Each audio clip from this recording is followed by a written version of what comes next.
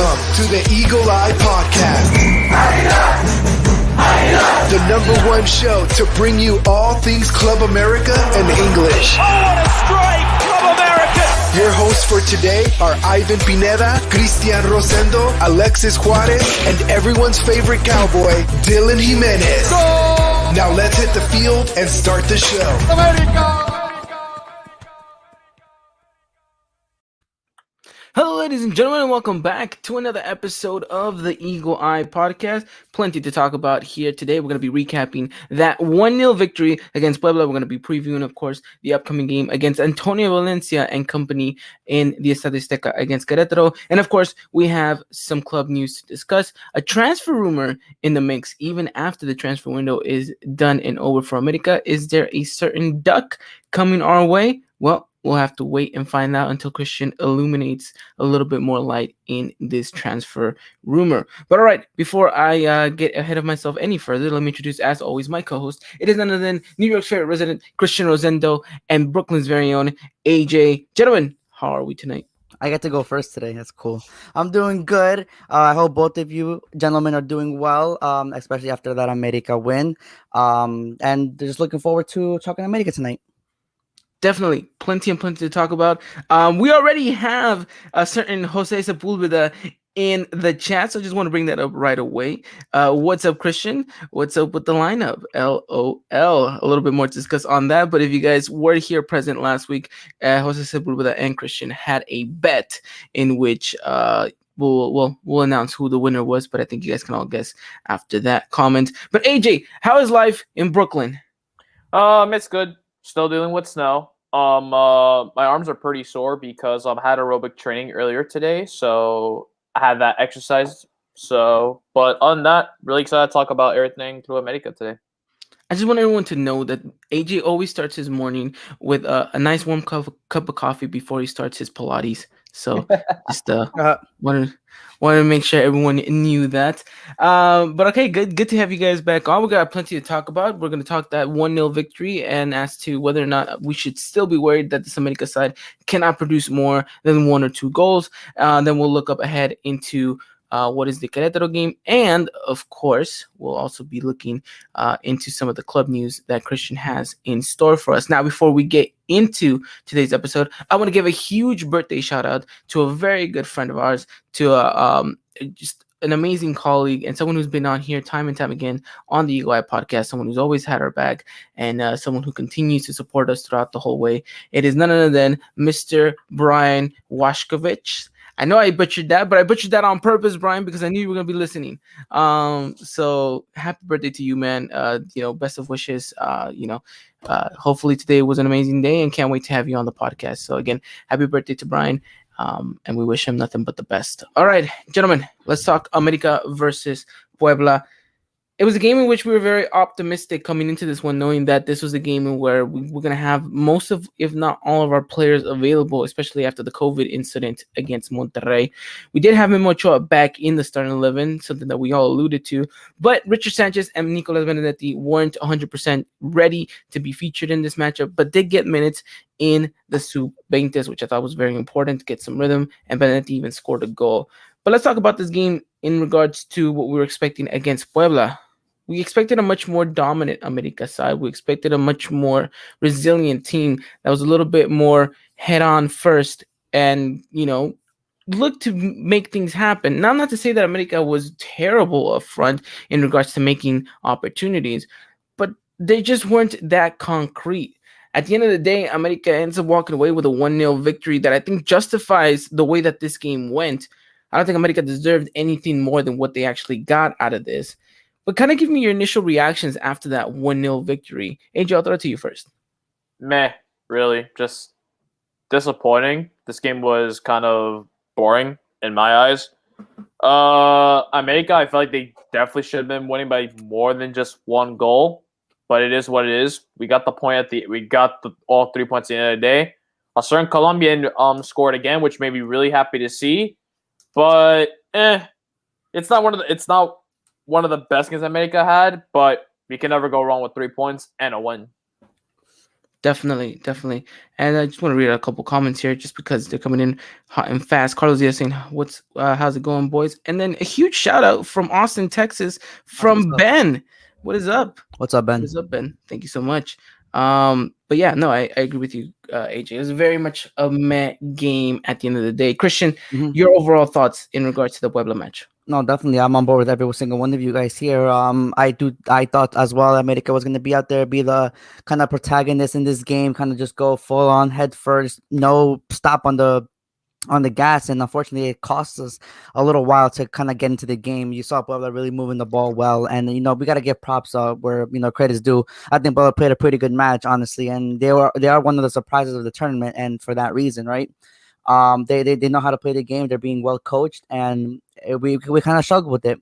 But I thought towards the middle of the game, I thought that's when we kind of started to pick it up, started to implement what we wanted to do.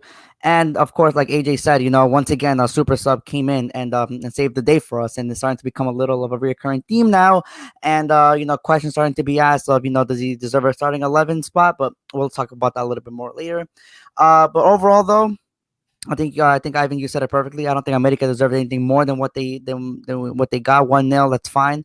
It's 3 points. It keeps us within the first spot. So for overall purposes, it was a decent result.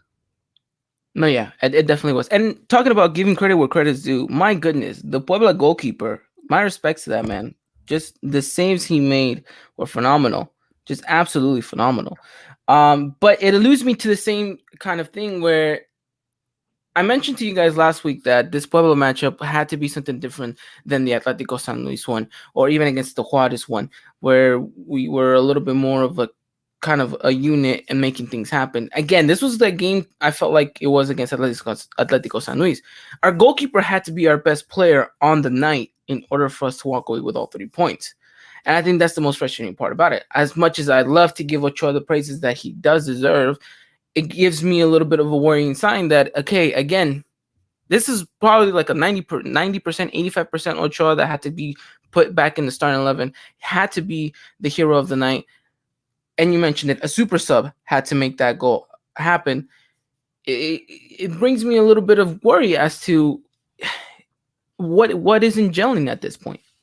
Well, I think we also got to take into account that, while, we don't like using excuses, um, you know, let's face it, the starting 11 isn't the starting 11 that's, America wants to put out there. It's definitely not the starting 11 the fans want to see. And it's most likely the starting 11 that Solari, doesn't want out there, correct? There was a few missing players last week, and hopefully we get them all back this week and in the starting 11. But you can make cases for, we were missing a Benedetti in there. We were missing a Richard Sanchez in there. We were missing a Roger Martinez maybe starting in there. So these are players that can make a difference for you, right? A Pedro Aquino in there starting, right? So we have to give it a little bit more time, and hopefully with all these players coming back, we can start gelling something. But Ivan, I think I'm with you there, because I think the whole point of us being a little bit worried, even though the starters aren't there, is that we still aren't really seeing a play style and a game plan going forward. When you have a play style and a game plan, no matter who goes in there in the starting 11 spot, we should have some sort of idea of what they're trying to play. Unfortunately, though, as of right now, it's costing a little bit to kind of get that perfected. But all of us understand, and all of us here on the podcast are reasonable people. That it's been a little while. It's only been a month in a sense. And he hasn't had the 11 full. So we got to take all that into account, and hopefully within the weeks, things start to get better. Yeah, no, I agree with you. There's a lot of external factors that have to come into this, and I think we mentioned it against the Santos matchup. There's a lot of good and there's a lot of bad that actually ended up neutralizing each other in that matchup, and we saw a little bit of that in this game. I mean, just kind of from your perspective, AJ, what do you think is actually clicking for America that maybe wasn't under Piojo Herrera, and what do you think is lacking in regards to that Piojo Herrera era with Solari at the moment? I like the endurance that this team has, like the fight that they have. They, despite them not really being able to create the chances, whatever chance they can take, they will go for it. They will go for it.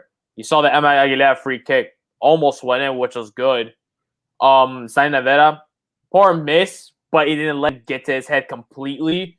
We didn't have a super sub in Roy, which I felt like if we were under Piojo, he'd be making so many questionable subs that I felt like they would not make any single impact. And that's the good thing with Solari.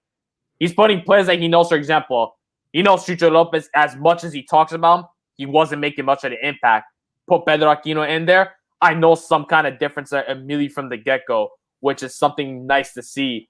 And then just seeing that how this team, how the one opportunity they got, they made the most out of it and scored, which is nice. The one thing I felt like that is missing when like Bio's there, I guess is the idea of just like Bioho shouting constantly to players something like, do what you gotta do. Like if we felt like if we're tying up against a team like Puebla, something really needs to change. But I feel in the case, at the time maybe that's not necessary because I felt like in the case if we do happen to concede, Bill would immediately start shouting at his players, and the players feel like we need to do something now, or things are gonna get worse on the way. But I think it's a way where it's like the shine doesn't really help them out in any way possible. It just gets them more worried or just more scattered along the place. So Lari, he will say things here and there, but all I feel like he knows what his players has to do at the end of the day, and they got that job done. It wasn't in the prettiest of ways, but they did, which was all that matters. It's just like how the fight that this team has, and then the thing that was Solari, he knows the signs are working out. I'm gonna make a reasonable sub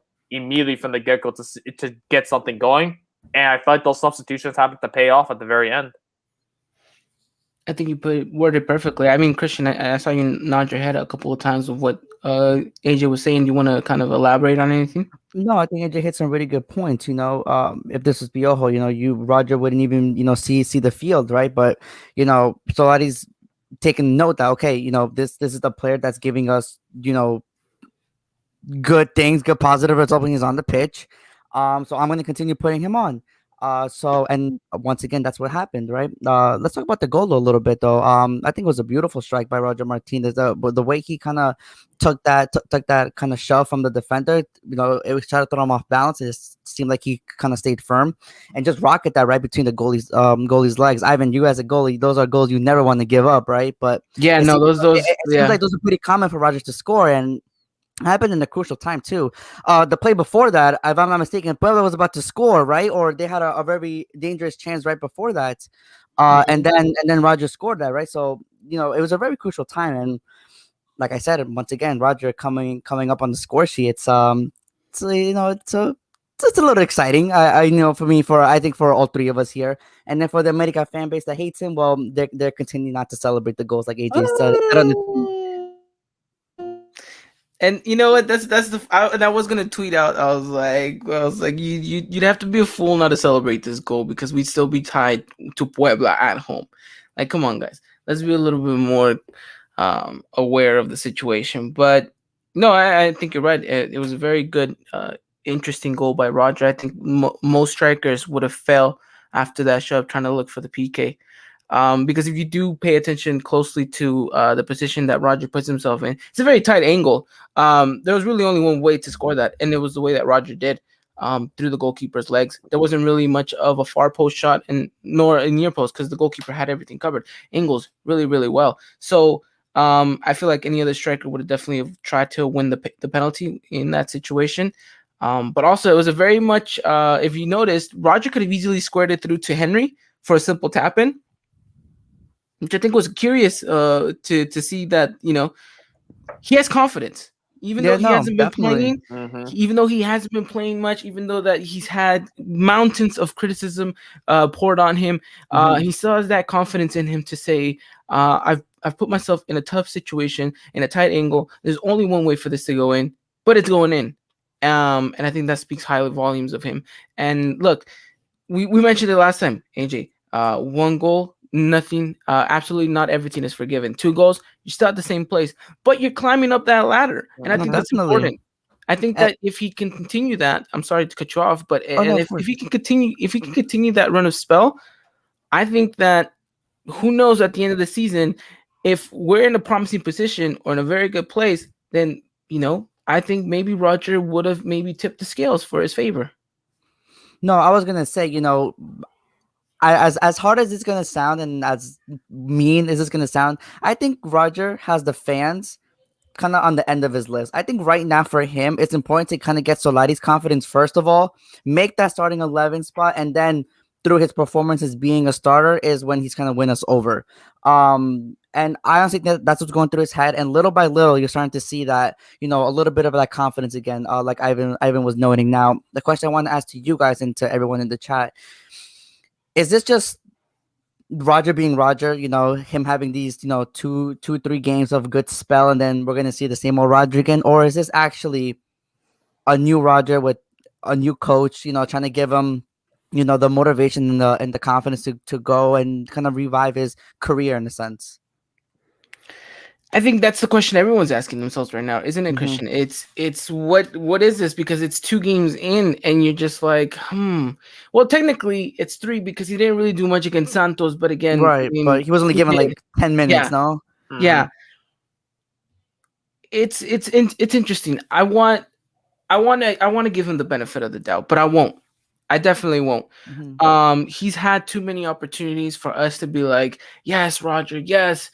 And then it's like you have Roger's that very toxic boyfriend in the relationship where it's just like you give him all these chances, and every time you think he's gonna change, but he doesn't. Yeah, he still goes and cheats. And so I feel like that's exactly what we're gonna see from Roger. I want to be wrong, I really do, because you mentioned it, Christian. I mean, he's top 3 most talented players in the squad. So I could argue he's probably number 1, honestly. Yeah, and that argument could be made. Honestly, it really could be. It could. It's just when he wants to show up, Yeah, and I think that's what we need from Rodgers, some consistency. And look, I'm not saying every single game you got to go out there and score, right? And, no, definitely. But you have to be involved. There's got to be a spark in there. Cuauhtémoc Blanco was Cuauhtémoc, and a lot of people are going to be like, why is he talking about Cuauhtémoc Blanco and Roger Martinez in the same sentence? I'm not trying to compare apples and pears here. I'm just trying to say that Cuauhtémoc Blanco is the type of player that made an impact every single game. He wasn't always on the score sheet, and sometimes he didn't even get an assist in that game. But there was magic in those moments that he touched the ball, and so you always knew, or you was at the edge of your seat, and you thought, okay, he can make something happen. Give him the ball. And I think that's what we have to do with Roger. Definitely. He has to be that person that can be creative. Because we know he can. That's the frustrating thing that we all know he can do. And he can have the littlest space and he can make something happen out of that. And that's something that we desperately need in this team. You look at the comments, you look at the tweets. America needs a playmaker. America needs a difference maker. America needs that someone to kind of just come out of nowhere, create a spark. That could be Roger, and that's the frustrating part of it. Is that we know he can be that and much more. It's just his attitude, the confidence in there. So like Ivan says, like AJ says, like everyone says, Roger's there. Yes, we're still not, on the Roger train yet, but we're all hoping to be wrong. We're all hoping for this to be a new Roger and one that gives us a lot of happiness in the future. Yes, a Roger that has finally changed after the 7th time. Yes. But it will be interesting, and I will make the argument that I think he still needs to come off the bench for the next couple of games. So as much as good as he's been in these past matches, I personally would not give him the starting 11 spot just yet. Which I know a lot of people might think it's crazy because of what he's been doing, but I think that there is something to coming off the bench that I think has motivated him a little bit more, and I would explore that even further and try to get him up to rhythm for the latter end of the season, Christian, where we're going to be having even much more difficult rivals week in and week out, which I think if he's earned the spot, then he should be starting. The problem with that is, you look at the people that Roger could potentially come in for. You have a Linus who's been, he's been okay. He's been subpar. Hold on. I mean, he had his moments. I like them. He had his moments. I mean, sometimes his crosses are just a little bit questionable. There's times where there's not even anybody near the box and he just decides to cross it, and I think that's still something he needs to work on. Is his final third making, right? So you have Linus there. Can you put him in Leo Suarez spot? Sure, but Leo Suarez really hasn't been doing anything since the San Luis game, right? So, and then you have that interesting, CF position. Can you place him behind the striker? Can he be that player behind the striker that we all thought Cordova was going to be there, but the season that Cordova's having. So There's multiple places you can put Roger, and then honestly, in every single one of them, he probably do well. It's just he needs that confidence, Definitely. And correct me if I'm wrong, AJ, but if this was Leo Coyat, he definitely put him in center back spot, right? Oh my God! Don't get me started with him. He probably would have. I don't want to hear that man saying, "Don't." A lot more stuff to talk about me and AJ in regards to that on Oh God. Thursday. But look, this is an interesting comment that I do want to bring up from Carlos. Is, you know what all these talks remind me of? The todo es culpa de la Yun saying, and I think it's interesting to kind of correlate that. It was definitely a player that was very much excommunicado from the Americanismo community and from the fan base, and then from that penalty moment, everything changed. From one season to another, he completely did a 180 and changed it up on us. And I think that this could definitely be something similar, and hopefully it is, because then that means that we're gonna get the best out of Roger, and I think we definitely need that at the moment. But yeah, going back into this game, because I think we've definitely veered off the topic of the whole game as a whole. But it was good. I did want to talk Roger. I didn't think we'd get so quickly into it. But I did want to note something here, because I do have the momentum bar, and it's the same story as we've been going through this season. It's America has a really good first half, and America dominates the ball, because the first half, from the 20th minute till the last minute of the first half, America dominated the game. There is literally nothing on this momentum bar to suggest that Puebla even had anything going for them. But then it seems like America came into the second half and was like, all right, we did good. I'm sure we're going to get a goal anytime now. And they just let Puebla play their game. And I think that's where you had to see Ochoa come into the game, make some saves. Again, props to the defense, though, because even though we were sitting here questioning, America up front, in prior episodes, we're talking about the defense, and we're talking about mistakes, and we're talking about this and that. But for the most part, I mean, that's another clean sheet for the defense now. Yeah, I can't believe I'm saying this. Aguilera again coming up big in this game alongside Cáceres. Yeah. And so it's something to know. And for me, honestly, it's going overlooked. Honest, I'm not seeing a lot of people talk about the defense and how much it's improved in a sense. Last year, like Ivan said in prior episodes, we were talking about, okay, this one made a mistake, and then oh no, it was this one this time. Oh no, this one had a good game. Oh no, but this one had a bad game. For the first time in a while, we can say that over a period of games, the defense hasn't looked that bad, honestly. It hasn't, and I think that's the key thing to note here, that is going under the radar. But if you ask me, Christian, I want it to stay that way. That's fine. I want it to stay that way, and because it's the defense not being in the limelight anymore, because they were in a negative connotation. Now they're kind of being ignored, but they get to do their job freely without having the pressure. Now all the pressure is on the top side of the field, right? It's like, why isn't Leo Suarez playing good? Why is Viñas not scoring? Why is Henry not scoring? Yeah, line is that. Like, not scoring. Yeah, and it alleviates some of the pressure that, okay, we're not so much in the focus anymore. We can do our game, play our part, and as long as we keep a clean sheet, and as long as we play our game, no one's really going to talk about us. And so I want to see that consistently happen. And if it means that we go throughout this whole season very quietly and not really talk about the defense, then I think that's a positive. Think about it as well. We don't even have Bruno back yet. And to consider that with this kind of lineup, and we're doing that well, not amazing, but it's the point where it's like, not many people. It's improved. We're seeing improvement. Yeah, and with Solari, you would think with this defense back then last season, everyone's like, we're not doing nothing with this lineup. But remember, with this back four, essentially it was almost the same back four that kind of got into it got to the final against Monterrey. And now you're thinking with Solari, it's like, what more can he do with this defense to make it completely solid? And like the mention as well, we don't even have Bruno back yet, and that's our star defender right there. So only time will tell to see how this defense is, but that's really good, though. It makes me happy that we're not talking as bad about the defense, but it's just bad now. We're talking about the offense. Like, yeah, we can't score more than one goal. We're getting the wins, yeah, but it's not in a way where it's like we're not satisfied with it, though. And I think that we'll move on past this whole conversation, talk more stuff. But I think that the one thing is that we have to remember is that, yeah, you're right, AJ. We're not scoring a lot of goals, and I know that everyone just loves to throw out the stat that we were the most scoring team under Piojo, and yada yada yada. Even the two then people were saying it, but I've come on this show and I've said it time and time again, and I'll reiterate: defense wins you championships. Of course. I don't care if we have to go 1-0 throughout the whole season. Exactly. It means we're lifting something at the end. Perfect. You're right, Evan. Because we were the top scoring team in the season last year. How many goals did we get against Chivas in 2 legs? Exactly. None. That's what I'm saying. So what good does it be? What good does it have being the top scoring team in the season when you can't get it done in the playoffs? Mm-hmm. That's why when comments like that come in, I just look past them because they have no sense right now. It doesn't. They don't hold their own weight in this season because it's it can't. There's no way about it. But it's just an interesting thing to know, and hopefully, again, the defense can keep doing their job quietly, and we'll give them their praise, even though the media won't. But at the same time, it's rewarding to see players finally stepping in. So.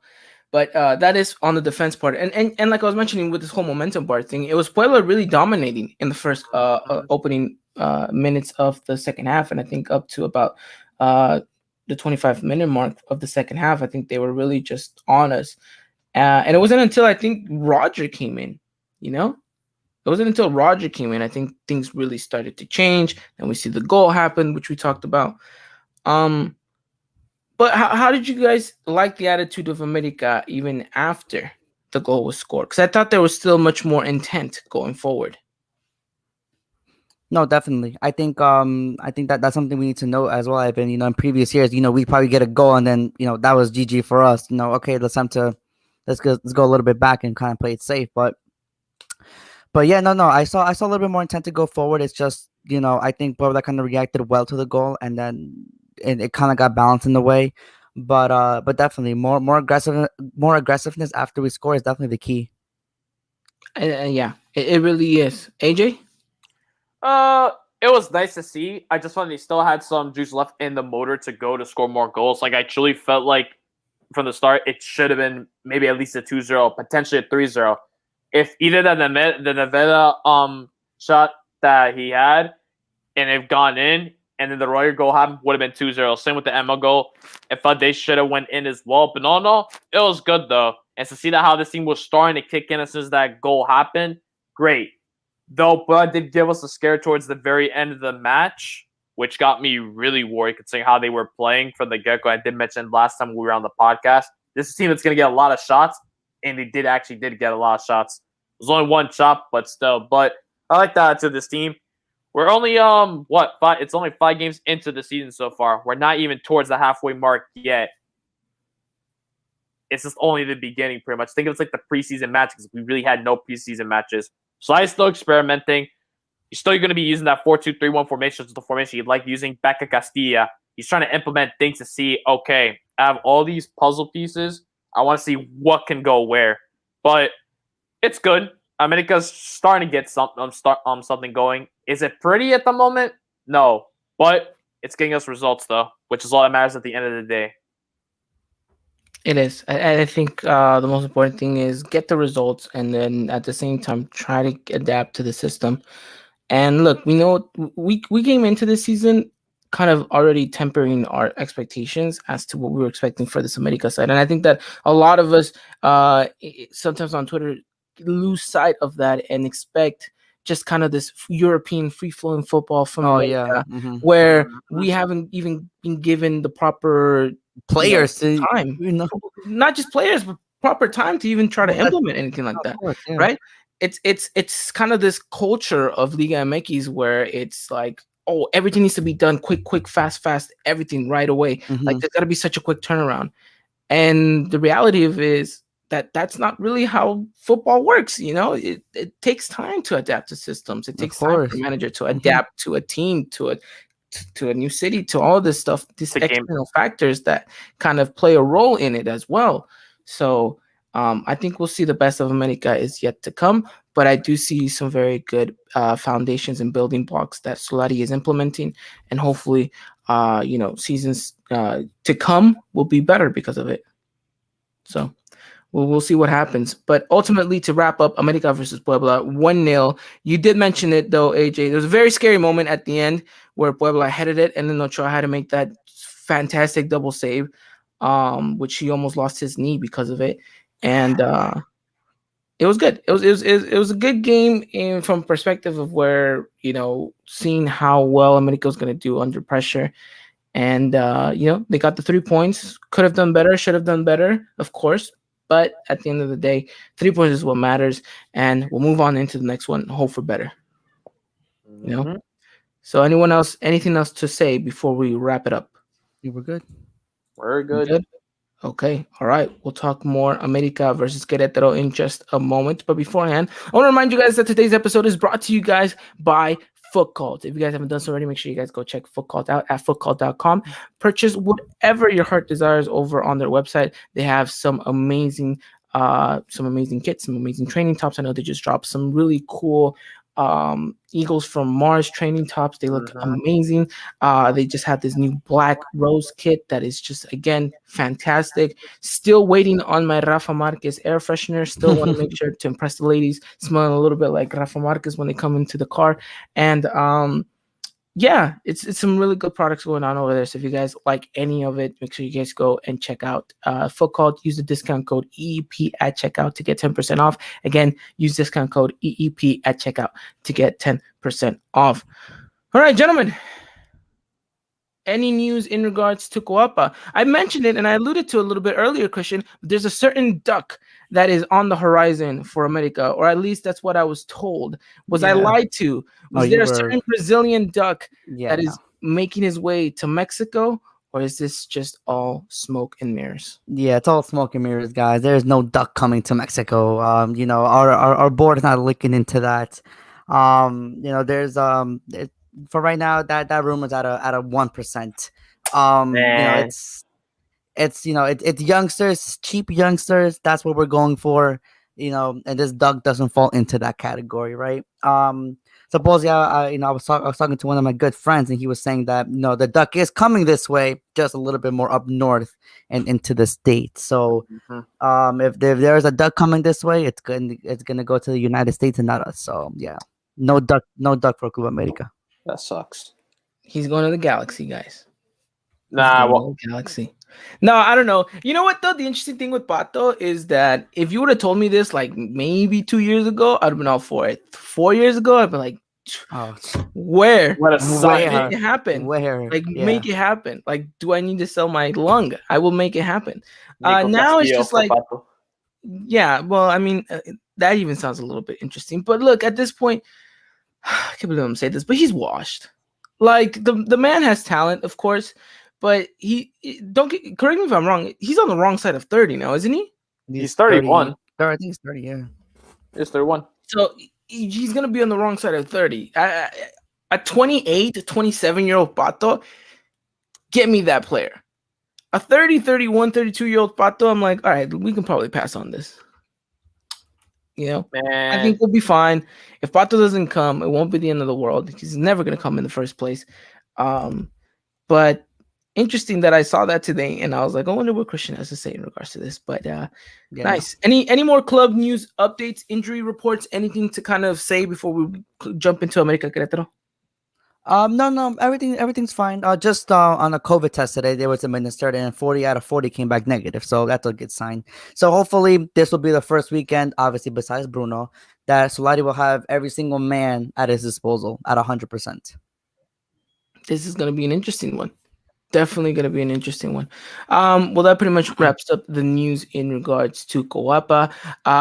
Before we jump into America Querétaro, just want to remind you guys that we will be back on Thursday to talk all things America Femenil. Me and AJ are going to be recapping the mess of what is Coapa over there in the feminine side of things. So if you guys want to tune in and hear our rant on that, make sure you guys come in on Thursday. We'll be here at the same time, 7 p.m. Pacific time, 9 Central, 10 Eastern, to talk all things Lady Aguilas. But all right, gentlemen, let's talk America versus Querétaro. It's another home match, and I think it's an important one that we don't have to travel yet again. I think this is very important in the season because you get 2 back-to-back home games in which, thankfully enough, you're going to have all your players available, or at least had most of your players available for these 2 matches, where, again, you can instill that kind of play that you want, get the best out of those players. And like you mentioned, Christian, I think this is for the first time in a long time where Solari's finally going to be able to play with all his toys. I think he's going to finally be able to do what he wants, and it'll be interesting to see if he can pull it off. Another thing to note, and I think it's such an interesting thing that I don't think a lot of people are talking about, or at least I haven't heard a lot of people talk about, and it's the fact that Solari, whenever we do have these home games, is insisting that America practice in the Azteca the day before. Right. I think that's a very important thing to note that not a lot of people are talking about. Just quickly, before we get into this Queretaro matchup, what are you guys' thoughts on that? Well, it's a good thing, and I'll tell you why. Being on a training pitch and then being on your field, no matter if it's your home or not, right? It's completely different. And when you're trying to implement a play style, and trying to implement an idea of how to play the game, it's better to do it on the pitch that you're gonna do it on. When you're having chambelán practice in the backyard, it's completely different than doing it in the actual salon where you're gonna be dancing, right? So I think that's kind of what Solari's trying to do, is trying to get these players, familiarize them with the pitch and how to play the pitch, the idea with the pitch, and it's important. You have very full advantage of your home field, which nowadays is it's less than what it was before, but it's still an advantage, and I think that's something that we need to capitalize when we do have the opportunity. It is. AJ, I'm curious to hear what you have to say, not just in regards to this, but chambelán practice as well. Man, dancing. I mean, I was never even one to go dance, so I ain't really even got much of a say about that. Don't lie to me. AJ, you look like someone that would be definitely casted in the movie Footloose. But no, talk to me more about the whole Azteca thing and practicing there and all that. It's really just nice to see, though. Like, they're usually the ones training at Coapa, but then you got Mario says, no, pick up your bags and everything, get your shoes. We're going to that Azteca and we're going to go train. And everyone's like, oh, okay, it's fine. It's good to see. So, like, for someone, it's his first time back in Mexico since, like, what, the early 2010s, pretty much, when he last played. Mid-2000s, yeah.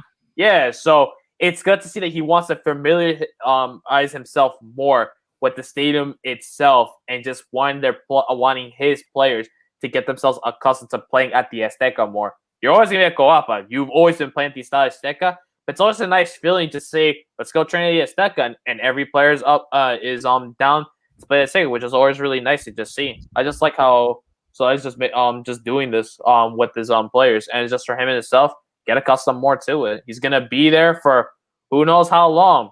It could be 2 years, 3 years, whatever that case may be. He's trying to enjoy every single moment as much as he can training at the Azteca. He really is, and I like it. And I just want to note one thing. Chris Rivera saying AJ got the best two-step in town. I think I agree with you on that aspect right there, Chris. But yeah, it's just something interesting that I wanted to know and talk about, because I don't really hear much people saying that. But yeah, cool to see that America's training at the Azteca on Friday nights. I feel like it motivates the players just a little bit more, Yeah, no, of course. That's just me. Mm-hmm. But all right, let's talk America versus Querétaro. Like I mentioned, another home game at the Estadio Azteca, 7 p.m. Pacific time, 9 Central, 10 Eastern. You guys can catch this game live via TUDN. And the last time we faced off Querétaro, well, it wasn't the most prettiest of games at the Corregidora, because it was, let's face it, one of those games that we'd like to forget about. A 4-1 defeat to them. And hopefully we can revert the score and have that in our favor for this one. Obviously, it's a whole different Querétaro side. They're actually looking even better. So if that wasn't anything else to worry about, America definitely needs to come into this one, not just only grab 3 points, but I think, like we mentioned, Christian, we want to see this progress. We want to see some kind of, steps towards the brighter future that is hopefully for America under Solari. So what do you think needs to happen in this game, aside from a result that you need to see from America in order to say, okay, we're making strides forward? Mm-hmm. I think America needs to get into the match earlier than what we did against Puebla. You mentioned, near the 20-minute mark of the first half is when America, really started to pick it up, and we need to do that, way sooner than that. We need to go out there in our home field and say, listen, we're gonna be here. We're gonna be the one proposing the idea. We're gonna be proposing, the game. We're gonna have the ball. You're gonna have to adjust to us, because in that game it looked like we were kind of adjusting to Puebla. So get into the match earlier than before, and then work your plan from there. No, yeah, I completely agree with you. So let's talk predicted lineup, and then we'll kind of move our way into tactics and what we want to see from certain players. And now today's starting 11 is brought to you by one of our listeners, none other than Mr. Jose Sepulveda. Hopefully, he's still here watching and he hasn't left.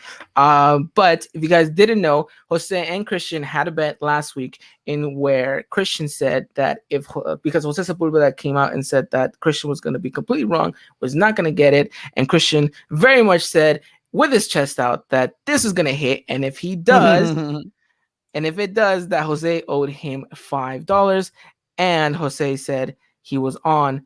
But if Jose won, he would be in charge of the starting 11 for this episode. And that is the case. Jose, you are the winner of the bet. And if anyone wants to challenge Christian to a bet, please don't. to starting 11, please don't. Listen, I'm already down so much from the Super Bowl. I have no time. I have no time for betting now, okay? So shout out to Jose Sepulveda, who, by the way, he's reported himself. I'm here, LOL.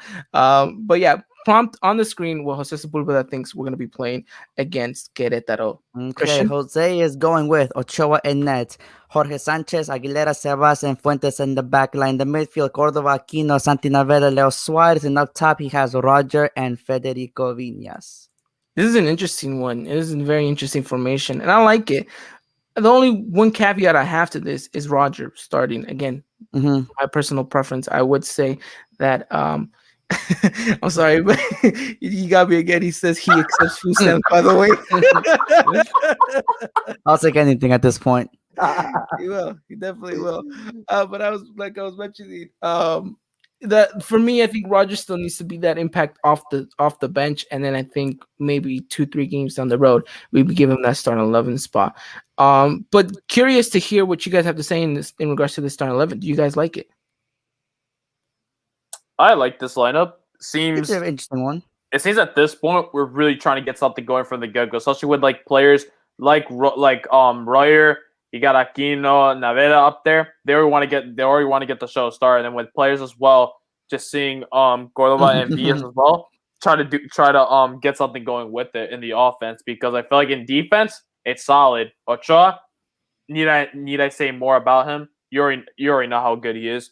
Just with this kind of with these kind of players up front in the offense, definitely want to score some goals and need to get the show start from the get-go. As soon as the whistle's blown, start things up. Definitely, and I do want to point something interesting here in his formation and in his lineup too. I think maybe Christian, you read it a little bit wrong. I do think that this is going to be a 4-3-3 in a sense, even though it paints to be a 4-2-2. I do think that he's trying to put Roger out on that left-hand side instead of Linus. Another interesting thing to note, that this kind of Aquino and Naveda midfield partnership that some people have alluded to, at first glance, you think that's a very defensive, lineup for a game against Querétaro.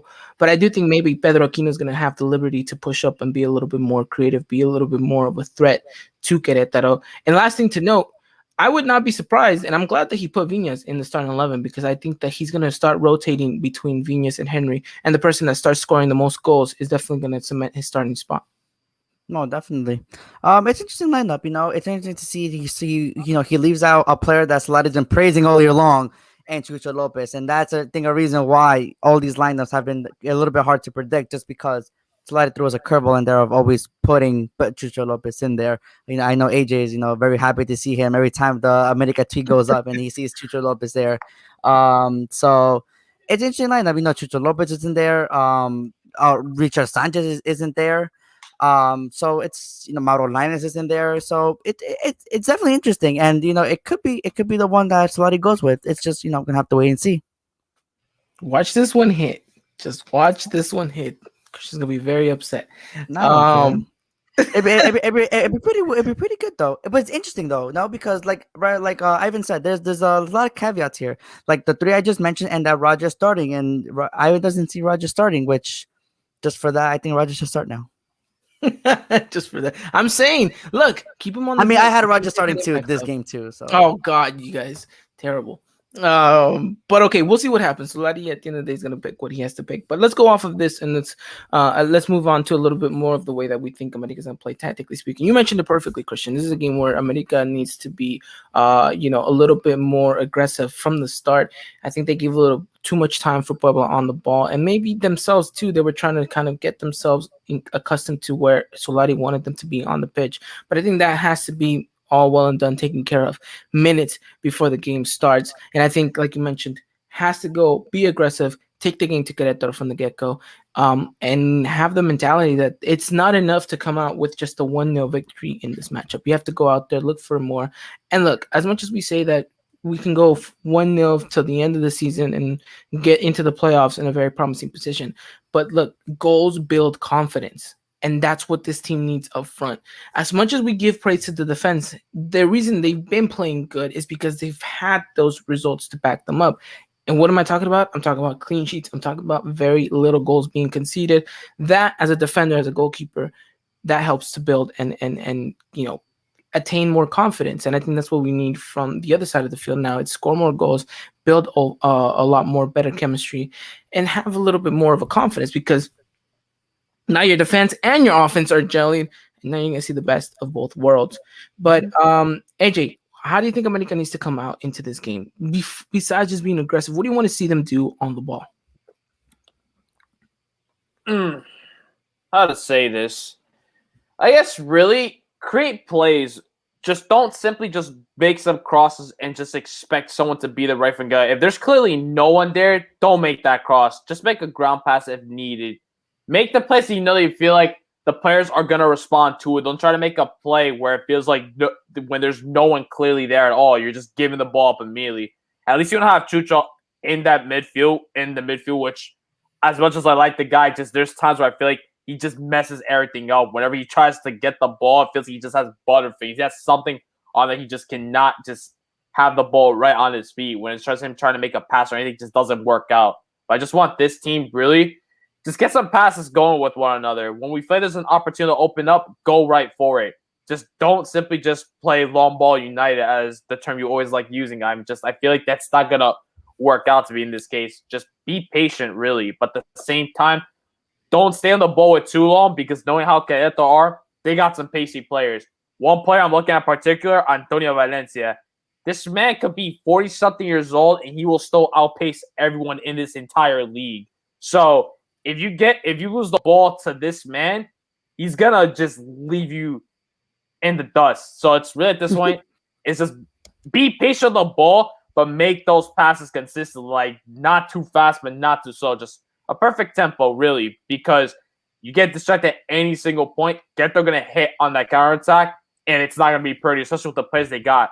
They got players like Jefferson Montero, which back then when he was in Morelia, he was absolutely disgusting. He was just taking on players left and right. And some of the offense that Querétaro have, and like you mentioned from before, I think this is a better Querétaro side than before. They are coming off of a 3-1 win against Pachuca. Despite Pachuca getting a lot of shots on them, Querétaro was really being smart with their shot selections. So just really get some passes going. Just everyone get a hold of the ball and create some plays going forward. Definitely. And two things to note here, now that you mentioned Antonio Valencia. One, Luis Fuentes' biggest nightmare has finally come to fruition. He's going to have to go up against Antonio Valencia. And two, Antonio Valencia is Querétaro's biggest, weakest link, I would say. Because as good of a player as he is and as fast of a player as he is, this man likes to go up a lot, and his positioning is going to be all over the place. And that's where America can capitalize. The only reason I say that is because that's what happened a lot in Manchester United when he was playing there. And a lot of plays that we did end up conceding were because of sometimes Antonio Valencia being too high for his own good. So I think that now he has, that liberty to be that player in Querétaro. I think that's where you have to put in maybe a Mauro Lainez who's just as quick. I won't say maybe as quick as Antonio Valencia, but someone that has the pace. Or now that I'm actually thinking about it, Roger on that left-hand side going up against Antonio Valencia, I want to see that matchup. I really do. I think that'd be a very interesting one. And you know what? I think Roger can take it. So, you know what, Solari, if you're listening to this, I know I said keep him on the bench, but maybe, starting for this one game, and we'll see what happens from there. But, I think you're right, AJ. The long ball United has to be kind of eradicated from this America DNA, and we have seen a little bit less of it this season, which I think is promising. I just want to see much less back pass and much more forward passing, right? Yes, because we were doing a lot of that against Puebla. Yes, and that's the thing that's been frustrating me this season is that they still have that kind of inserted into their brain from Pio Herrera, where it's like you don't see something, well then reset, right? And I think we want to see an America side that's a little bit more daring, a little bit more adventurous. Mm-hmm. Take that And risk, it's right? okay to reset, just not every Yeah. single play. Exactly. You got to be smart about it, right? It's not like, oh Exactly, man, you this know? guy's right in my face. I gotta let me Mhm. go back. Okay, and let me go reset. back. Okay, let's go Yeah. back here. Oh, he's here again. Okay, you know what? Let me go back again. Like if it magically just resetting everything was just gonna magically open a window. It doesn't right. work like that. But I think you're right though. Be smart with the ball. If you know no if there's no reason to divide it, don't do it. And I think you just have to be a little bit more creative and adventurous with the passing. I think the very interesting thing is here if Aquino and Naveda does start this game, I think we're in a very good poised position where Aquino can be that kind of a little bit more adventurous passer, and Naveda can be kind of the safety net in regards to that aspect. I don't know. It'll definitely be an interesting one. But what do you want to see, Christian, from the America side? No, like I said before, I want to see him getting into the game sooner rather than later. Make them kind of adjust to us, and then more organized attacks, like you said, Evan. I think America's playing best when they're going in these little groups, passing between each other, breaking the lines together, and then going from there. We saw it a lot against San Luis, and since then it's cost us a little bit.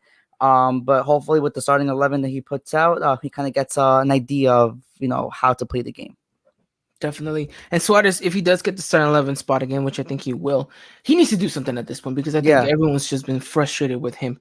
And I think at one point Solari might just be as well. But I find it interesting that one game against Atletico San Luis, the one he did shine in, he was playing very much as a winger. Now he's being told you got to cut in, you got to be a little bit more inverted, you got to tuck in. I think that frustrates his game. I'm not saying it frustrates the player, but I think it frustrates his game. We mentioned about the overlapping plays and how sometimes George makes a good pass, a good run, and he doesn't get played the ball or vice versa, and something happens. But he needs to step up in this matchup.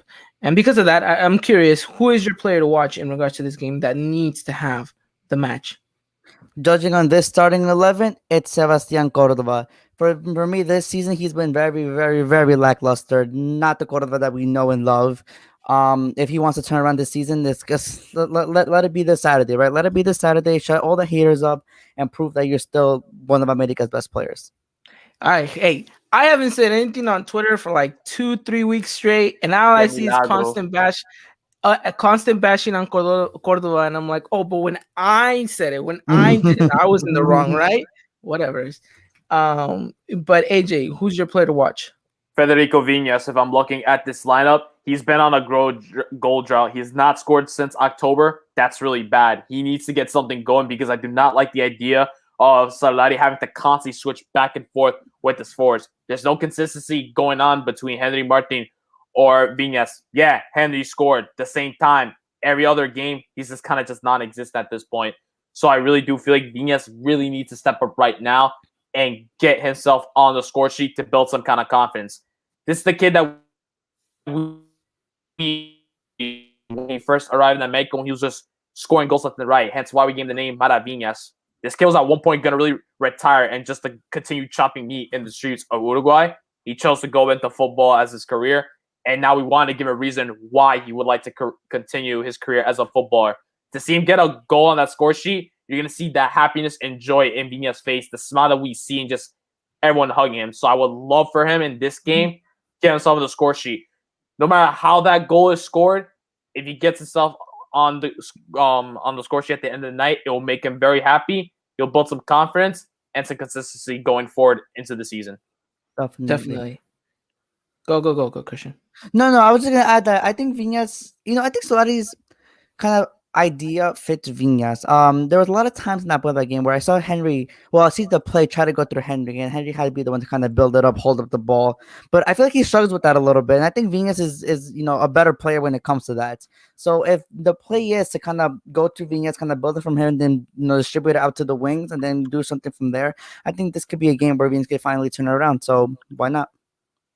It'll be an interesting one, that's for sure. But make sure you guys tune in. This is gonna be a fun one. Who has this match again? I forget. Is it me or you, AJ?